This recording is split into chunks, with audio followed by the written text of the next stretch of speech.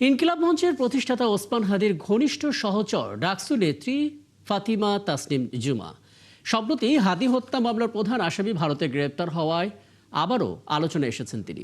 Breaking news, এইমাত্র ভারতে গ্রেপ্তার ওসমান হাদির হত্যাকারী।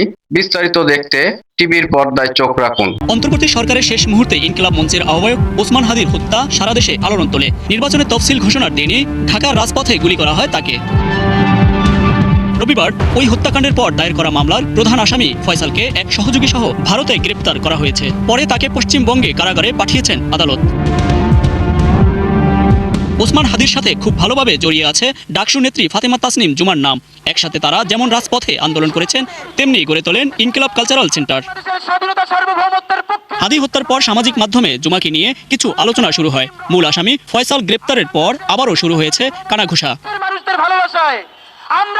তাসনিম জুমা বলছেন, তাদেরকে দমিয়ে ফেলে বিচার বাধাগ্রস্ত করা যাবে না। যদি কেউ এরকম মনে করেছে আমাকে কিংবা জাবের ভাইকে যদি কোনোভাবে ফাঁসিয়ে বা ইনকিলাব মঞ্চকে যদি কোনোভাবে চুপ করিয়ে দিয়ে যদি তারা ভাবে যে শহীদ ওসমান হাদির হত্যার বিচারটা ধামাচাপা দেওয়া যাবে, তাদের আসলে সেই আশার গুড়ে বালি। সেখানে জুমা বা জাবেরকে যদি কেউ দমিয়ে ফেলতে পারে, তাহলে আসলে বিচার দমিয়ে ফেলা যাবে। এটা খুবই ভুল আইডিয়া। এই মামলা ঘিরে তাকে জড়িয়ে যেসব কথা উঠছে তা নিয়েও খোলামেলা কথা বলেন জুমা।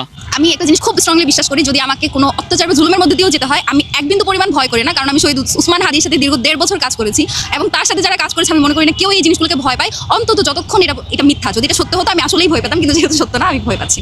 আর কোনো কিছুতেই জুমা ভয় পান না বলেও অকপটে জানান। আলটিমেটলি সত্য তো কখনো গোপন থাকে না। সত্য তো একদিন সামনে আসবে। হয়তো আমাকে গ্রেপ্তার করবে, হয়তো আমাকে রিমান্ডে নিবে। যেভাবে তারা সোশ্যাল মিডিয়ায় আওয়াজ তুলছে, এটা বেসিক্যালি এখন শুরু হয়নি, এটা সেদিন থেকেই শুরু হয়েছে যেদিন থেকে শহীদ ওসমান হাদি হত্যার তাকে গুলি করা হয়েছে। অবশেষে মূল আসামিদের গ্রেপ্তার করায় প্রধানমন্ত্রী তারেক রহমানকেও ধন্যবাদ জানান ফাতেমা তাসনিম জুমা।